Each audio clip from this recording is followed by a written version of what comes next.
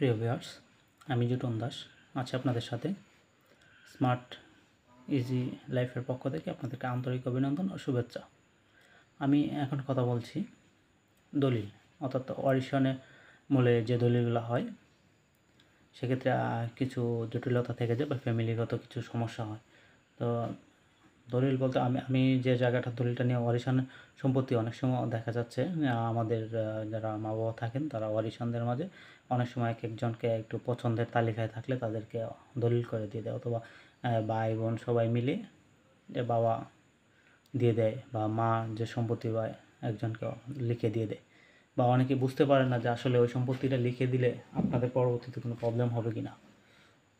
তো আসলে দেখা যাচ্ছে এক ফ্যামিলিতে এই বাবার যে অরিশানটা ওটা একসময় এক মেয়েকে দিয়ে দিল, ওনাকে কিছু অংশ লিখে দিল, কিন্তু পরবর্তীতে দেখা যায় ওই বোন বা ওই ভাই বাকি যে সম্পত্তি থাকে সেটার উপরেও ভাগিদার হয়। কিন্তু আসলে ওই সময়ে যে ওয়ারিশটা উনি লিখে দিয়েছেন, যে জমিটা লিখে দিয়েছেন মূলত ওয়ারিশের সম্পত্তি। তো ওয়ারিশের সম্পত্তি আসলে কখনো একজন বা একজনকে দলিল করে দেওয়া উচিত না।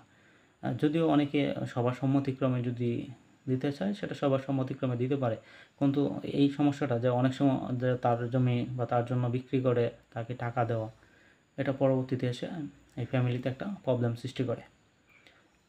যেরকম এক ভাই বা দুই বোন আছে, কোনো এক বোন তার সম্পত্তি চাচ্ছে, সেক্ষেত্রে বাবা মা থাকাকালীন সময় সে এমনিতেই জমির মালিক হবে, কিন্তু উনি থাকাকালীন সময় সে সাবকাওলা আমলে নিয়ে গেল দলিল করে। তো দলিল করে নেওয়া যাওয়ার পরে সাবকাওলা মানে সে তো ক্রয়সূত্রে মালিক হয়ে গেল। তো সব ক্রয়সূত্রে বা দলিল মূলে যখন সে মালিক হয় তখন কিন্তু তার যে ওয়ারিশানের সম্পত্তি কিন্তু ভাগ থেকে কমে না, কারণ এটা তার একটা ডকুমেন্টস থাকে যে না আমি ক্রয় করে নিয়েছি। তো সেক্ষেত্রে আসলে ওই জিনিসটা না হয় উচিত, আর যদি হয় সেটা হচ্ছে বাটোয়ারা করে সবার মাঝে সমান বন্টনে নিয়ে নেওয়াই বেটার, কারণ না হয় এটা ভবিষ্যতে আপনাদের একটা সমস্যা হবে।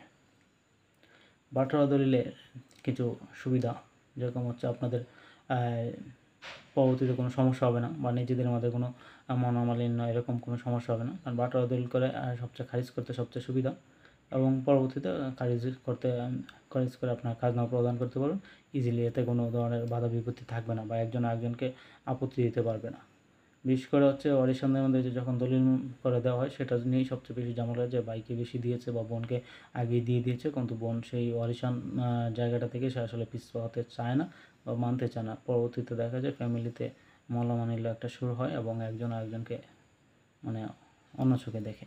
তো এই জায়গার থেকে যদি বের হয়ে আসতেন তাহলে আসলে ফ্যামিলির গতভাবে সবাই মিটমাট না থেকে আসলে দলিল করে দেওয়া উচিত না। তারপর যদি দিতে চায় সবার সম্মতিক্রমে দেওয়াটাই ভালো। আশা করি যে আসলে এককভাবে কোনো দলিল করে দিতে কী অসুবিধা বা কী সমস্যাটা হচ্ছে আমাদের, বা অনেকে না বুঝের কারণেও অনেকে দলিল করে দিয়ে দেয় যে আসলে ওর প্রাপ্যতাটা সে পেয়ে যাক দলিল মূলে, কিন্তু আসলে এমনটা হলে পরবর্তীতে এই ভাই বোনের মাঝে বা ওয়ারিশানদের মাঝে একটা ঝামেলার সৃষ্টি হয়। আশা করি আপনারা আমার বিষয়টি বুঝতে পেরেছেন। আপনাদেরকে ধন্যবাদ। আর যদি কোনো প্রবলেম ফেস করেন সেক্ষেত্রে আমাকে কমেন্ট বক্সে জানাতে পারেন, এবং আর হচ্ছে আমার যে ভিডিওটি আপনাদের কেমন লাগলো সেই অনুভূতিটি আপনারা আমার ভিডিও কমেন্ট বক্সে জানাতে পারেন, এবং আরও কোনো কিছু ভিডিও লাগলে আমার প্লেলিস্ট চেক করতে পারেন, এবং আশা করি আমার চ্যানেলটি একটু সাবস্ক্রাইব করে নেবেন, লাইক কমেন্টস বা শেয়ার দিয়ে পাশে থাকবেন। ধন্যবাদ সবাইকে।